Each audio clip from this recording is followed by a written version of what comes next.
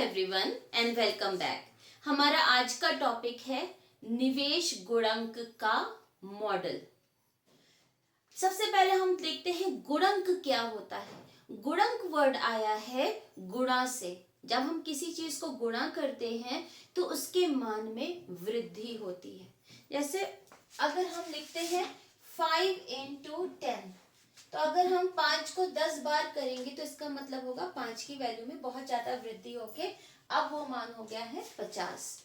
तो गुणक का मतलब है जिस चीज में भी गुणक लग जाता है इसका मतलब उसकी जो क्वांटिटी है उसमें बहुत ज्यादा वृद्धि है। तो सबसे पहले गुणक की अवधारणा F.A. कान ने दी थी 1930 में। F.A.K.A.H.N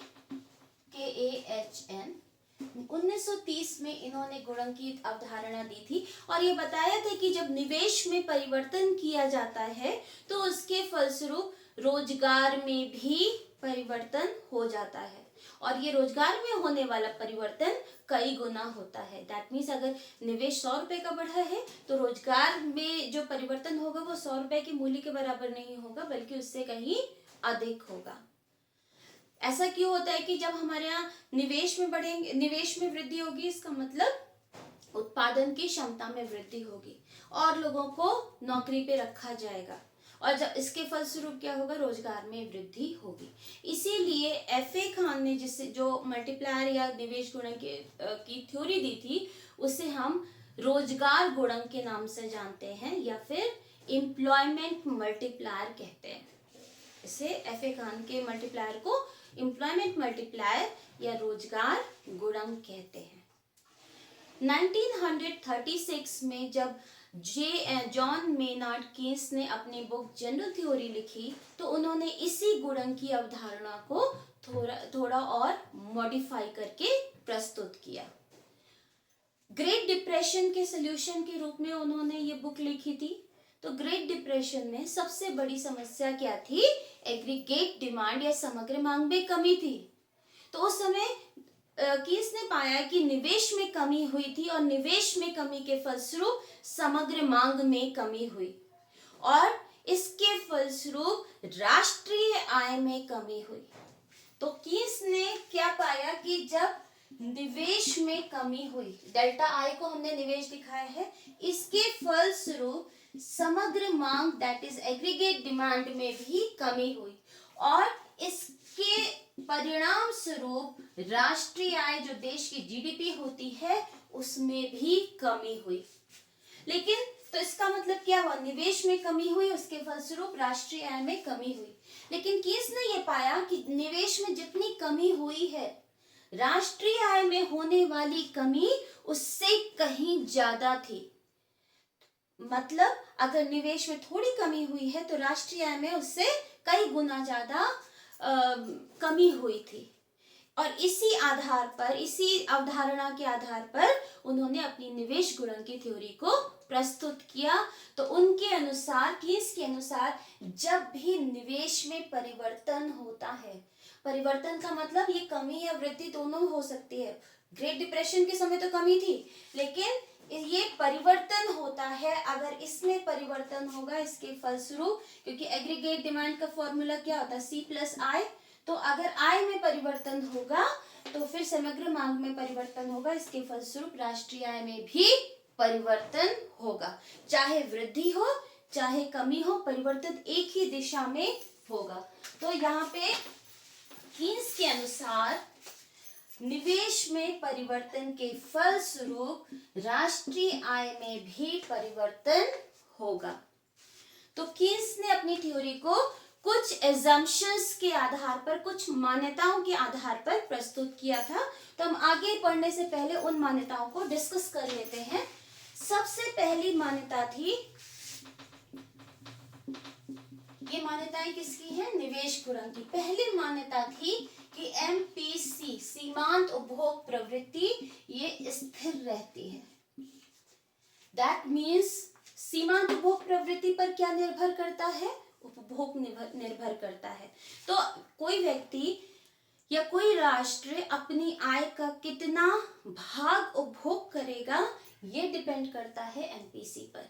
तो अकॉर्डिंग टू कीन्स ये एमपीसी स्थिर रहती है, इसीलिए जो समग्र मांग का ढाल है, हम एडी वक्र बनाते हैं, ये हमारा एडी है, इसीलिए एडी सीधी रेखा है। क्यों? क्योंकि एमपीसी इसका ढाल है, एडी में होने वाला परिवर्तन एमपीसी है। क्यों? क्योंकि एडी किसके ढाल पर एडी का ढाल किस पर डिपेंड करता है? उपभोग वक्र के ढाल पर डिपेंड करता है, क्योंकि AD is equal to C plus I होता है, आई का स्लोप तो 0 होता है, तो एडी का स्लोप किसके बराबर होगा? उपभोग के स्लोप के बराबर होगा, और उपभोग का स्लोप क्या होता है? एमपीसी। तो एमपीसी इसमें कांस्टेंट होता है, इसीलिए एडी हमारी सीधी रेखा होती है। दूसरा है स्टैटिक या स्थिर, इसे हम स्टैटिक मल्टीप्लायर कहते हैं, स्टैटिक गुणक। स्टैटिक का मतलब है जिस चीज में परिवर्तन नहीं हो रहा है, जो चीज स्थिर है। तो कीन्स ने जो थ्योरी दी है वो स्टैटिक गुणक है, दैट मीन्स इसमें कोई टाइम लैग नहीं है, कोई समयावधि नहीं है, दैट मीन्स समय में परिवर्तन नहीं हो रहा है। अकॉर्डिंग टू कीन्स जैसे ही निवेश में परिवर्तन हुआ वैसे ही आय में परिवर्तन होगा, दैट मीन्स बीच में कोई चेंज नहीं, निवेश में परिवर्तन हुआ, आय में परिवर्तन हुआ, तुरंत उपभोग में परिवर्तन हुआ, फिर से आय में परिवर्तन हुआ, ये सारे परिवर्तन एक ही पॉइंट ऑफ टाइम पर हो रहे हैं, बीच में कोई टाइम चेंज नहीं हो रहा है, इसीलिए इसको स्टैटिक मल्टीप्लायर की थ्योरी कहते हैं। तो हम आज के लेक्चर में स्टैटिक मल्टीप्लायर ही डिस्कस करेंगे। दूसरा मल्टीप्लायर जो डायनेमिक होता है, जो बाद में इसको डेवलप किया गया था, उसे हम किसी और लेक्चर में कवर करेंगे। नेक्स्ट हमारा है अधिशेष क्षमता।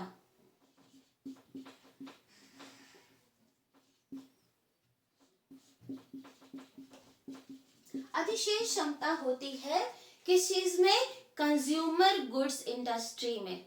जो उपभोक्ता वस्तुएं होती हैं उनका निर्माण करने वाली जो भी इंडस्ट्रीज होती हैं उसमें अधिशेष क्षमता होती है, तभी तो उत्पादन में वृद्धि करना, एग्रीगेट सप्लाई में वृद्धि या कमी करना पॉसिबल होता है। और जिस समय के बारे में कीन्स ने जिसके सोल्यूशन के बीच रूप में ये थ्योरी निकाली थी, उस समय क्या हुआ था कि एग्रीगेट सप्लाई में एग्रीगेट डिमांड में कमी आई थी, उसके फलस्वरूप उत्पादन में भी कमी आई थी। तो कहीं ना कहीं आइडियल या जो खाली पड़ी हुई उत्पादन क्षमता थी वो इंडस्ट्रीज में विद्यमान थी। तो access capacity in the production of productive industries में एक्सेस कैपेसिटी थी, अधिशेष क्षमता विद्यमान थी। नेक्स्ट है बंद अर्थव्यवस्था। बंद अर्थव्यवस्था का मतलब है कि जैसे हमने पहले भी डिस्कस किया है कि इकोनॉमी का हमारे देश की इकोनॉमी का अन्य देश की अर्थव्यवस्थाओं के साथ कोई संबंध नहीं, दैट मीन्स कोई आयात और निर्यात नहीं होगा, क्योंकि अगर निर्यात होता आयात होता है तो आयात होने से मल्टीप्लायर से में लीकेज हो जाएगा, जिसको हम आगे के वीडियो में पढ़ेंगे। इसीलिए उन्होंने एज्यूम किया है कि बंद अर्थव्यवस्था है, दैट मीन्स जो चीज हमारे देश में उत्पादित हो रही है उसका उपभोग भी हमारे देश में ही होगा, उत्पादन और उपभोग देश की भौगोलिक सीमा के अंदर ही होगा, बाहर कोई आयात या निर्यात नहीं होगा। और लास्ट एजम्पशन उन्होंने जो माना है वो उपभोक्ता वस्तुओं की जो कीमत है वो स्थिर रहती है, कीमत स्तर स्थिर है। तो जब तक पूर्ण रोजगार स्तर नहीं होता तब तक कीमत में कोई परिवर्तन नहीं होता है। तो ये एजम्पशंस थे, इन मान्यताओं के आधार पर कीन्स ने अपनी थ्योरी को प्रपाउंड किया था। हम वापस अपनी थ्योरी पे आते हैं। मान्यताएं तो हम डिस्कस कर चुके हैं कि निवेश गुणक की परिभाषा क्या होती है। निवेश गुणक का अर्थ है, निवेश गुणक आय में परिवर्तन और निवेश में परिवर्तन के अनुपात के रूप में दर्शाया जाता है। तो हमने इसकी वर्ड क्या पढ़ा था? निवेश गुणक क्या होता है? निवेश गुणक आय में परिवर्तन और निवेश में परिवर्तन का अनुपात होता है। जो ये बताता है कि अगर निवेश में परिवर्तन हुआ है तो उसके फलस्वरूप आय में कितना परिवर्तन होगा। तो क्या किस चीज का आय में परिवर्तन है, तो ये बताता है कि निवेश में अगर परिवर्तन हुआ है तो उसके फलस्वरूप इस निवेश में परिवर्तन के फलस्वरूप आय में कितना परिवर्तन होगा। निवेश गुणक को हम के से डिनोट करते हैं, मल्टीप्लायर को हम दिखा, अगर के लिखा है इसका मतलब गुणक है, के है। के इज इक्वल टू, अब अनुपात किसका है, आय में परिवर्तन का, तो हम ऊपर लिखेंगे डेल्टा वाई और नीचे निवेश में परिवर्तन डेल्टा आई। नीचे जो भी वेरिएबल लेते हैं डिनोमिनेटर में, वो वेरिएबल इंडिपेंडेंट होता है, स्वतंत्र होता है। निवेश किसी चीज का आय से संबंध नहीं, निवेश क्या है, ऑटोनोमस निवेश लिया हुआ है। अब इस निवेश और जो ऊपर वाला वेरिएबल होता है वो नीचे वाले वेरिएबल पर निर्भर करता है। अब आय है, आय में परिवर्तन किस पर निर्भर कर रहे हैं, निवेश में परिवर्तन पर। जब निवेश में परिवर्तन होगा तभी आय में परिवर्तन होगा। एक एग्जाम्पल लेके चलते हैं, के की वैल्यू हम कैसे कैलकुलेट कर सकते हैं। मान लीजिए डेल्टा आई की वैल्यू दी गई है 2000 और डेल्टा वाई की वैल्यू दी गई है 10,000। तो अब हमें अगर के की वैल्यू कैलकुलेट करनी है तो डेल्टा वाई की वैल्यू 10,000 हमने ऊपर रखी और नीचे हमने क्या रखा, 2000।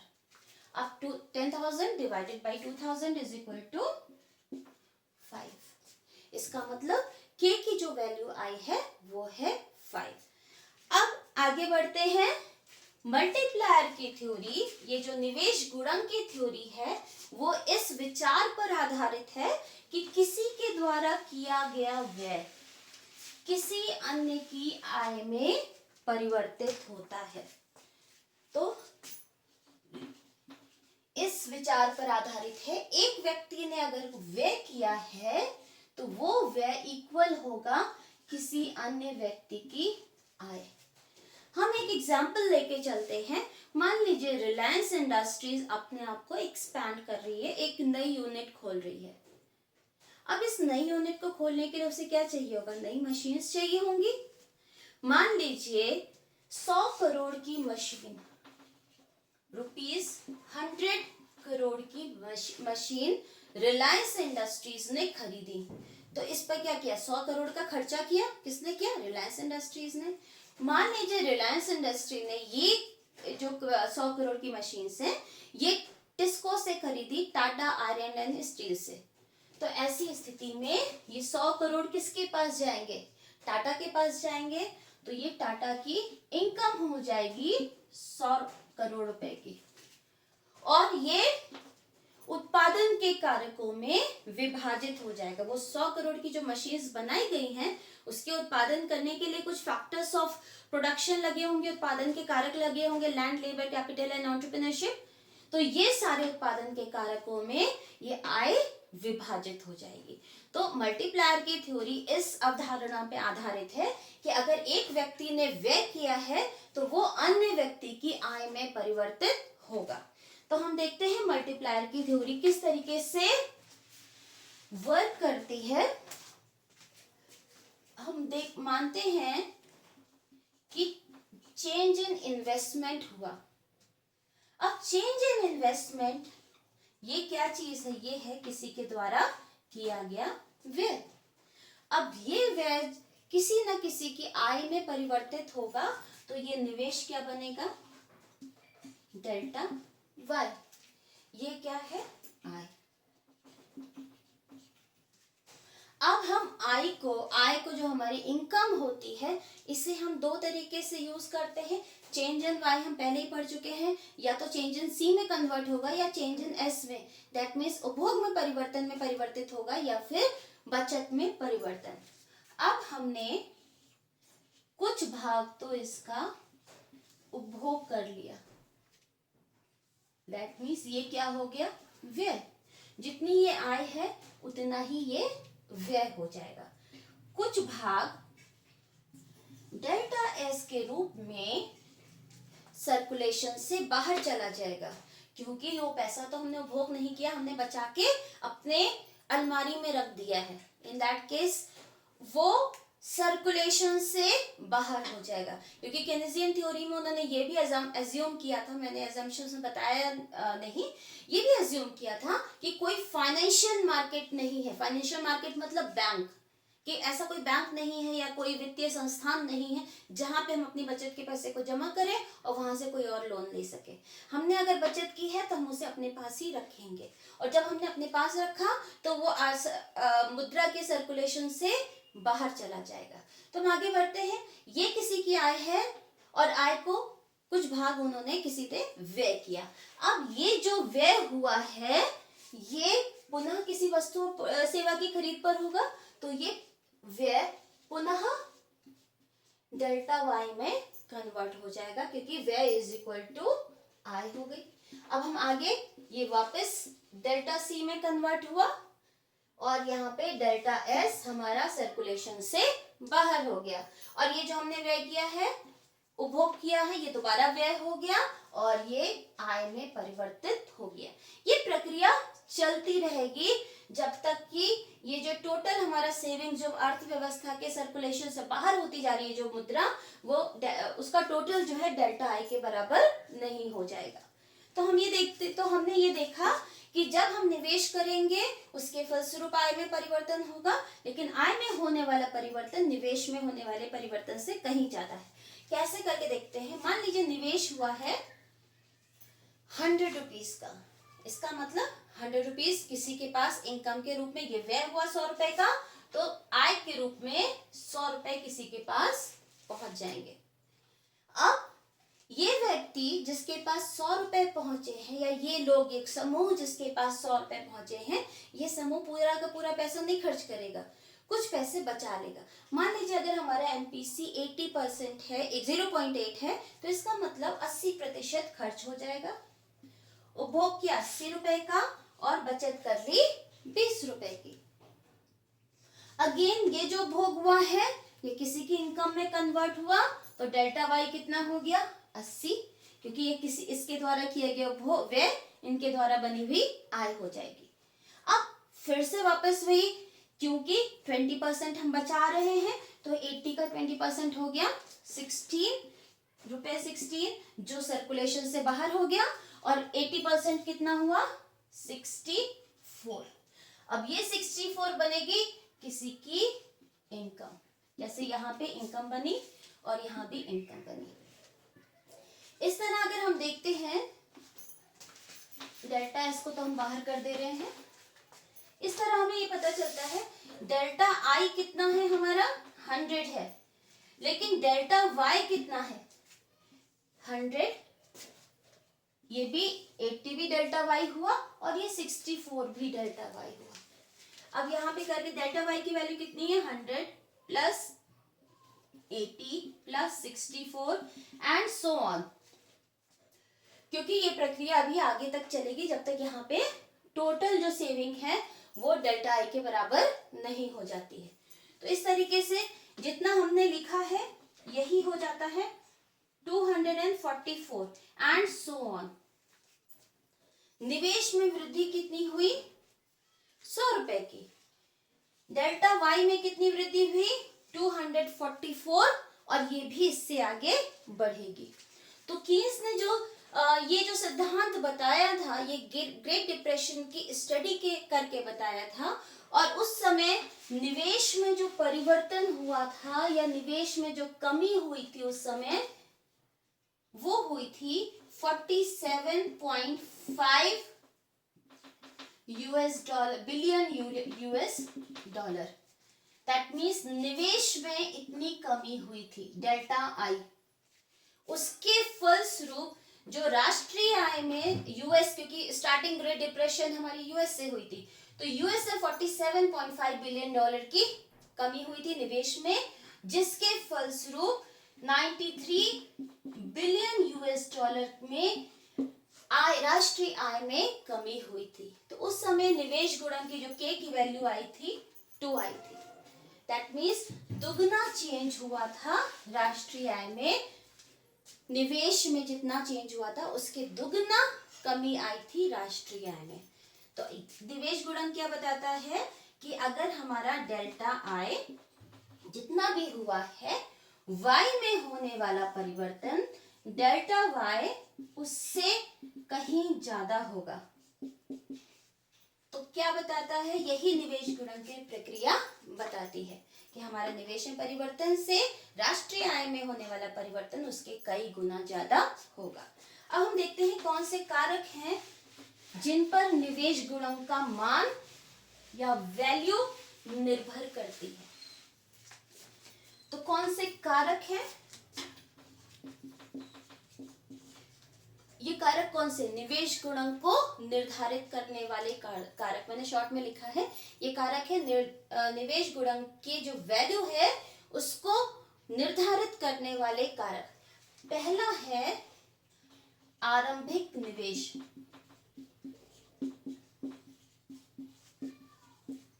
दैट मीन्स जो मल्टीप्लायर की जो प्रोसेस है वो स्टार्ट होने से पहले जो फर्स्ट स्टेप होता है, पहली सीढ़ी होती है, वो क्या होती है, निवेश में परिवर्तन। जितना ज्यादा निवेश में परिवर्तन होगा, मल्टीप्लायर जो है, जो राष्ट्रीय आय में परिवर्तन होगा, उतनी ही अधिक होगा। जैसे यहाँ पे हमने देखा था डेल्टा आई कितना था, 100 था, उसके फलस्वरूप डेल्टा वाई कितना हुआ, 244 प्लस, क्योंकि वो आगे बढ़ता जा रहा था जिसे हमने आगे कैलकुलेट नहीं किया। अब अगर डेल्टा आई मान लीजिए 1000 होगा तो डेल्टा वाई ऑब्वियसली ज्यादा होगा, 2440 एंड प्लस, यानी कि 100 रुपए है तो delta Y 244 244 and so on चलेगा। अगर 1000 निवेश है आरंभिक तो फिर delta Y 2440 and so on चलेगा। तो इस तरीके से आरंभिक निवेश जितना ज्यादा होगा उतना ही ज्यादा निवेश गुणक का मूल्य होगा। दूसरा है एमपीसी। हमने ये देखा था कि जब निवेश में परिवर्तन हुआ, डेल्टा आई हुआ, ये बना डेल्टा वाई, और डेल्टा वाई कन्वर्ट हुआ डेल्टा सी में, और फिर ये अगले उसमें डेल्टा सी डेल्टा वाई में कन्वर्ट हुआ, क्योंकि निवेश तो हमारा एक ही बार हुआ है। उसके बाद उपभोग के आधार पर ये मल्टीप्लाई होता है। तो ये डेल्टा सी किस चीज पर डिपेंड करेगा, देश की या राष्ट्र की उपभोग प्रवृत्ति पर। और उपभोग प्रवृत्ति क्या होती है, सीमांत उपभोग प्रवृत्ति क्या होती है कि हम अपनी आय में परिवर्तन का कितना भाग व्यय करते हैं। तो ये क्या है, आय में परिवर्तन है, इसका हम कितना भाग व्यय कर रहे हैं। तो अगर हमें डेल्टा सी की वैल्यू कैलकुलेट करनी है तो हम क्या करते हैं, डेल्टा सी हम कितना होगा, तो एमपीसी पर डिपेंड करेगा कि एमपीसी इनटू डेल्टा वाई। तो एमपीसी का मान जितना ज्यादा होगा उतना ही ज्यादा उपभोग में परिवर्तन होगा, और जितना उपभोग में परिवर्तन होगा अगले चक्र में वो आय में परिवर्तित होता था। यहाँ पे जैसे इनकम 100 थी, डेल्टा सी कितना था, एमपीसी 80%, तो यहाँ पे उपभोग में परिवर्तन 80 हो गया था और ये आय में परिवर्तन भी 80 हो गया था। मान लीजिए एमपीसी 0.5 होता, यहाँ पे हमने एमपीसी कितना लिया, ये 0.8 था, एमपीसी तो 80 हुआ। मान लीजिए एमपीसी का मूल्य 0.5 होता तो 100 का आधा कितना होता, 50। फिर आय में परिवर्तन कितना होता, 50। तो जहां पे जब एमपीसी अधिक है आय में परिवर्तन अधिक हुआ, एमपीसी कम है आय में परिवर्तन भी कम हुआ। तो इसलिए एमपीसी पर निर्भर करता है, ये दो कारक हैं जिन पर इसकी वैल्यू निर्भर करती है निवेश गुणक की। अब हम निवेश गुणक के इक्वेशन देखते हैं।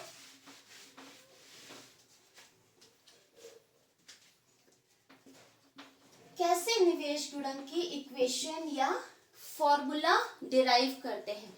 तो सबसे पहले हम देखते हैं संतुलन। हमें पता है कि संतुलन आय कहाँ होती है, जहां पे y is equal to C plus I होता है, या इनफैक्ट मैं इसको रब करती हूँ, संतुलन आय कहाँ होती है, जहां पे as is equal to ad होता है। अब AS को हम लिख सकते हैं y और AD को हम लिख सकते हैं C प्लस I। ये वही है जो भी मैंने पहले लिखा था, इसमें एक स्टेप मैंने और बढ़ा दिया। तो ये हमारी फर्स्ट इक्वेशन हो जाती है।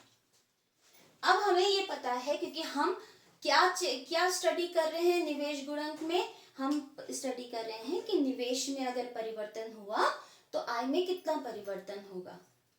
निवेश गुणक क्या बताता है? निवेश गुणक यही बताता है कि जब निवेश में परिवर्तन होता है तो आय में उसके कई गुना अधिक परिवर्तन होता है।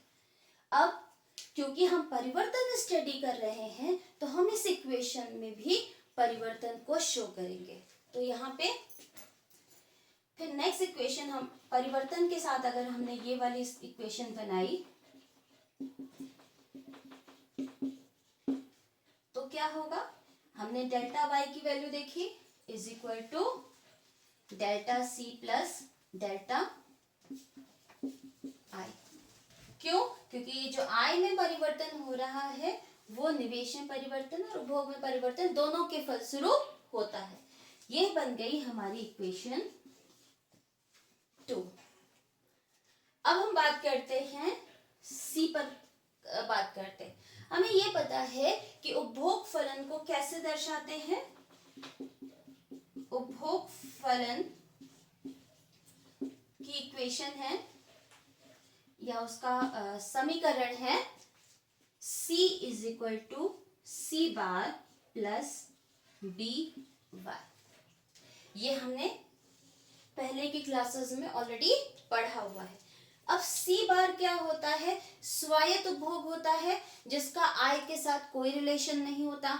आय 0 होगी तो भी स्वायत्त उपभोग उतना ही रहेगा, आय 10 होगी तो भी उतना ही रहेगा, और जितने भी आय रहेगी स्वायत्त उपभोग हमारा वैसे ही रहेगा, उसमें कोई परिवर्तन नहीं होगा, क्योंकि 0 आय पर जितना था वही वैल्यू हमारी आगे कंटिन्यू होती जाती है। तब अगर हमें इस C में परिवर्तन को देखना है, डेल्टा C देखना है, तो इन दैट केस ये डेल्टा C इस पर निर्भर नहीं करेगा क्योंकि ये हमारा कांस्टेंट है। MPC भी B क्या होता है? B is equal to MPC होता है। B भी हमारा कांस्टेंट रहता है। तो फिर डेल्टा C किस पर निर्भर करेगा? डेल्टा Y पर।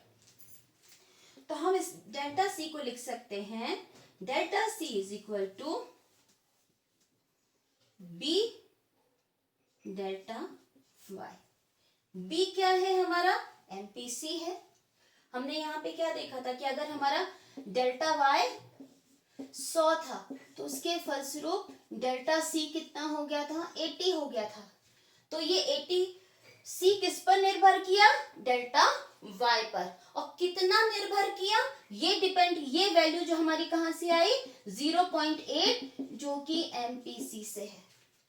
तो अगर हमने 0.8 इंटू 100 किया तो वैल्यू हमारी 80 आई। वही चीज हमने यहाँ पे दिखाई है नीचे कि हमारी डेल्टा C का मूल्य किस पर डिपेंड करेगा? चेंज इन Y पर। और कितना डिपेंड करेगा? वो B डिसाइड करेगा कि हमारी उपभोग प्रवृत्ति कितनी है, आय में परिवर्तन का कितना भाग मैं खर्च करती हूँ। अब इस इक्वेशन को हम आगे बढ़ाते हैं। इस इक्वेशन को C की वैल्यू को हम इस इक्वेशन में सब्स्टिट्यूट करेंगे।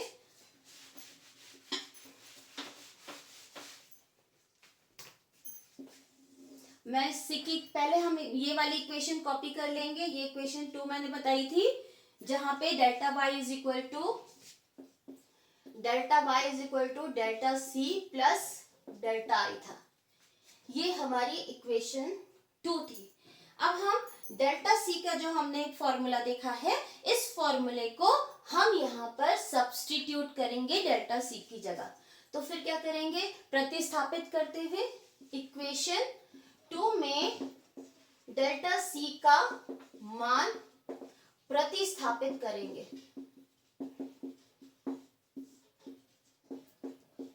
तो हम किस तरीके से लिख सकते हैं? Delta Y as it is हमने रख दिया।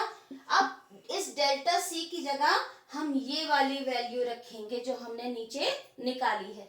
तो डेल्टा C की जगह लिखेंगे B delta Y plus delta I as it is हम कॉपी कर देंगे, ये हमारी वैल्यू आ गई डेल्टा आई।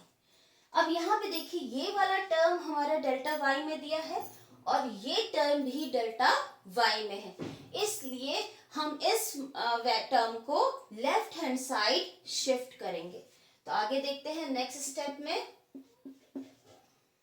डेल्टा वाई माइनस, क्योंकि ये पॉजिटिव वैल्यू है, इज इक्वल टू के इधर जाते हुए नेगेटिव हो जाएगी, minus B delta Y is equal to, अब यहाँ राइट हैंड साइड क्या बचेगा, सिर्फ डेल्टा आई। अब हम आगे जाते हैं, इसको सॉल्व करेंगे, ये भी डेल्टा वाई है, ये भी डेल्टा वाई है, तो हम क्या कर सकते हैं, दोनों में डेल्टा वाई को कॉमन ले लेंगे। तो यहाँ पे क्या हुआ, डेल्टा वाई, यहाँ पे डेल्टा वाई की जगह क्या बचेगा, 1 बचेगा, यहाँ पे क्या बचेगा, b, तो 1 minus B is equal to delta I. अब हम क्रॉस मल्टीप्लाई करेंगे, इसको इधर ले जाएंगे, इसको इधर ले जाएंगे, करके देखते हैं, delta Y as it is रहेगा।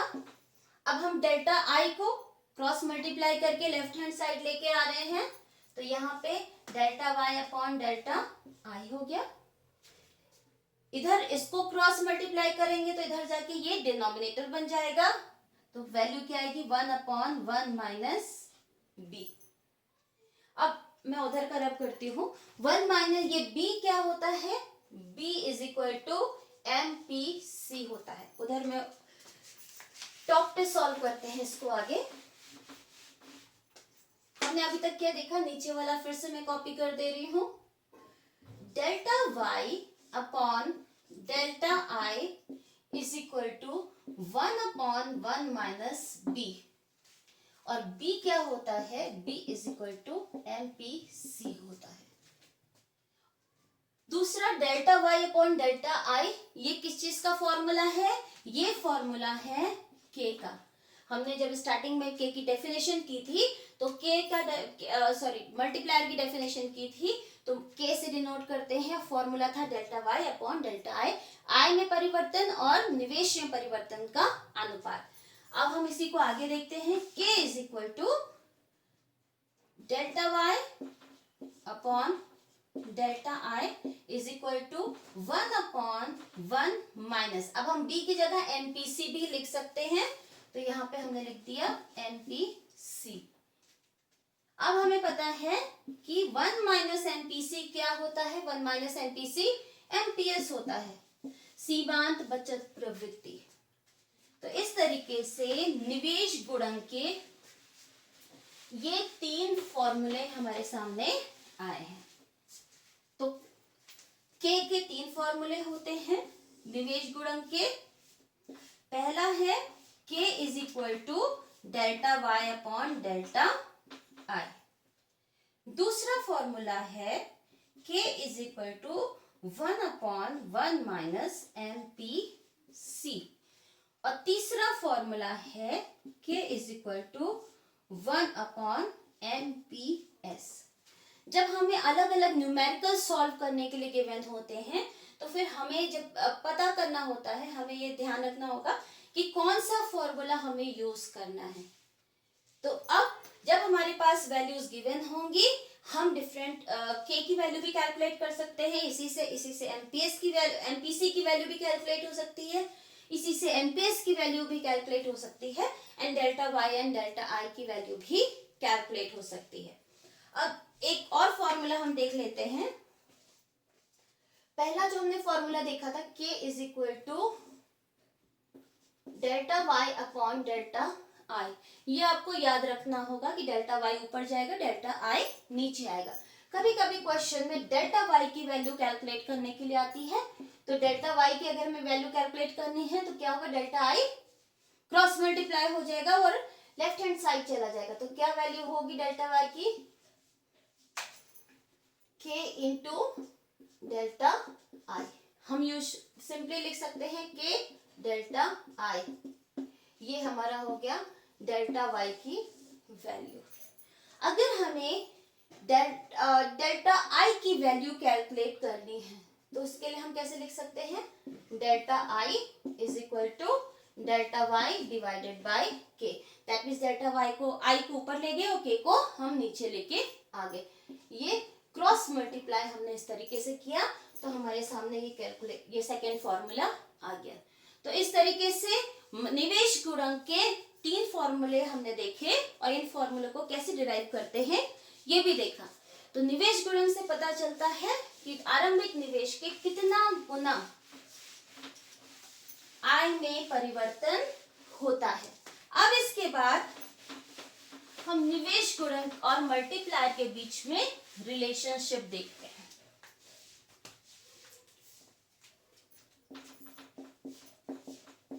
निवेश गुणक तथा इनफैक्ट एमपीसी में संबंध देखते हैं। एमपीसी में संबंध हमने ये फॉर्मूला देखा था K is equal to 1/1 minus MPC. That means इस K का इस एमपीसी के साथ संबंध है। तो K और एमपीसी में प्रत्यक्ष संबंध होता है, डायरेक्ट रिलेशनशिप होता है, जिसका मतलब है डायरेक्ट रिलेशनशिप का मतलब कि दोनों वेरिएबल्स की K और एमपीसी दोनों की जो परिवर्तन की दिशा होती है वो एक ही होती है। जैसे जब एमपीसी का वैल्यू ज्यादा होगी तो K की वैल्यू भी ज्यादा होगी, एमपीसी की वैल्यू कम होगी तो फिर K की वैल्यू भी कम होगी। अब हम देखते हैं रेंज। सबसे पहले एमपीसी की रेंज कितनी होती है हमने पहले डिस्कस किया हुआ है कि एमपीसी की जो न्यूनतम मूल्य होता है वो होता है 0 और जो अधिकतम मूल्य होता है एमपीसी का वो होता है 1। न्यूनतम मतलब आय में परिवर्तन का कोई भी भाग हम व्यय नहीं करेंगे, इसका मतलब डेल्टा सी 0 होगा तो फिर एमपीसी 0 होगा। उसी तरीके से आय में परिवर्तन को पूरा का पूरा उपभोग पर व्यय कर देंगे, that means delta C is equal to delta Y होगा तो फिर अधिकतम मूल्य इसका 1 होगा। उसी तरीके से एमपीसी की इसी रेंज पर निर्भर करती है निवेश गुणक का मूल्य। जो निवेश गुणक की वैल्यू है, रेंज है, उसकी जो न्यूनतम वैल्यू होती है, मिनिमम वैल्यू होगी वो 1 होगी। जब एमपीसी 0 होगा तब निवेश गुणक की वैल्यू 1 होगी और इसकी अधिकतम वैल्यू निवेश गुणक की इन्फिनिटी होती है, अनंत, मतलब चलता जाएगा वो साइकिल, कभी रुकेगा ही नहीं। अभी हम दोनों वैल्यूज को देखते हैं।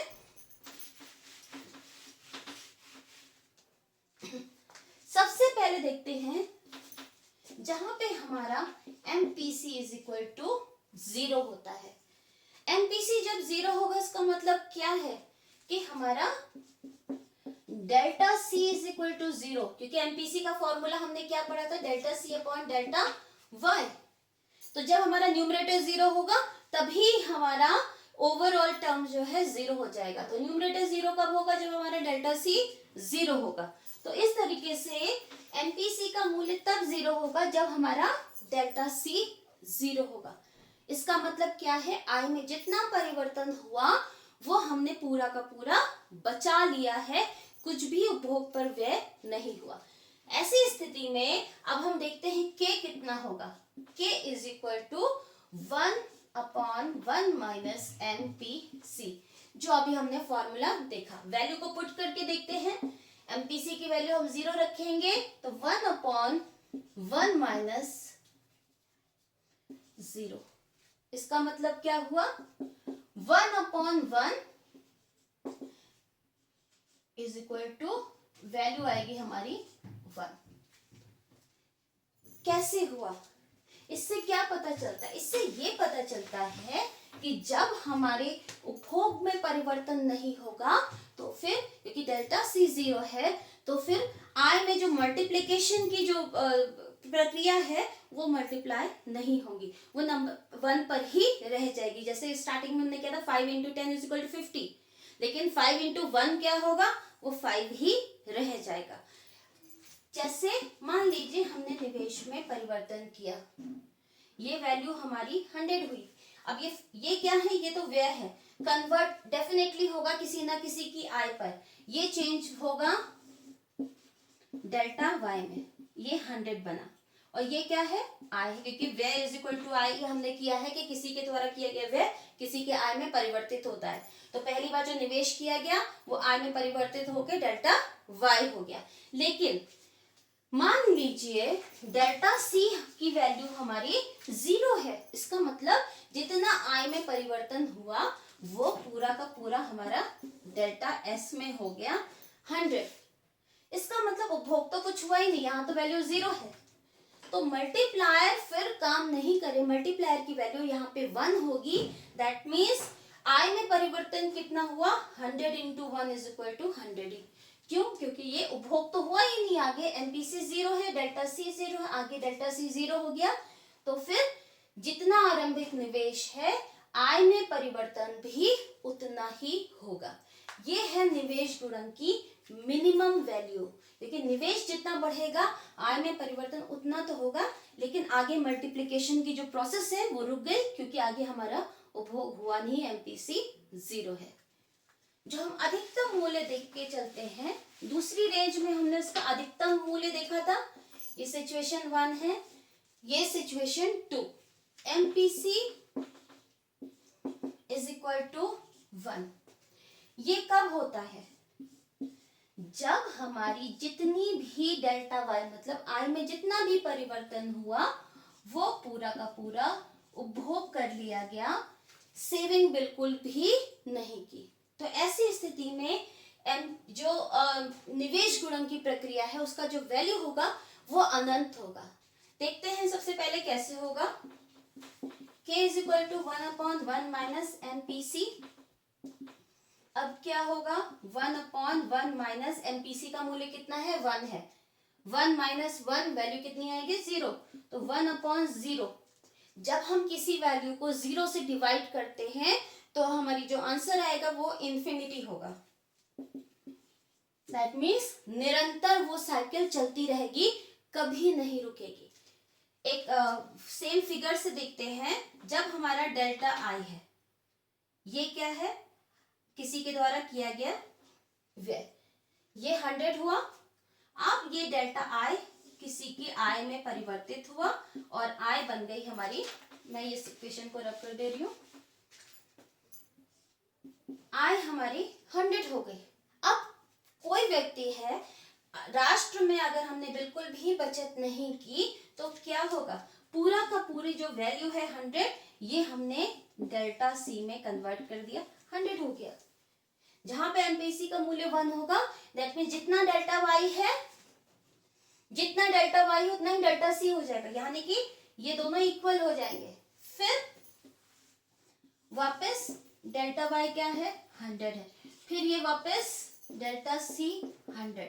दैट मीन्स ये जो हमारी साइकिल है 100 डेल्टा वाई में 100, फिर 100 एंड आगे भी हमारा 100 होगा, ये साइकिल कभी भी नहीं रुकेगी। इसीलिए इसकी वैल्यू यहाँ पे k की वैल्यू अनंत होती है। दैट मीन्स ये मल्टीप्लिकेशन का जो प्रोसेस है वो निरंतर चलता रहेगा, कभी नहीं रुकेगा जब हमारी बचत 0 होगी।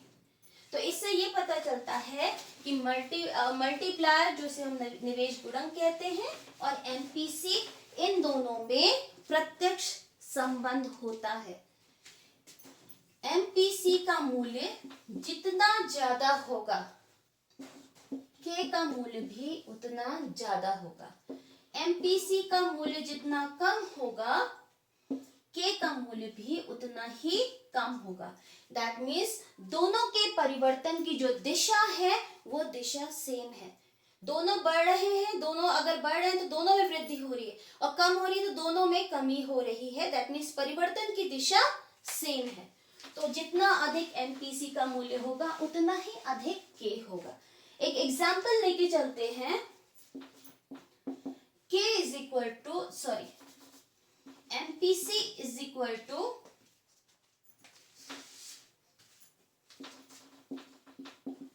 0.2। अब ऐसी स्थिति में k की वैल्यू कैसे कैलकुलेट करेंगे? k is equal to 1/1 minus MPC। MPC की वैल्यू पुट करते हैं 1/1 माइनस 0.2, माइनस करेंगे तो वैल्यू कितनी आएगी? 1/0.8। अब डेसिमल हटा देंगे, क्या आएगा? 10/8।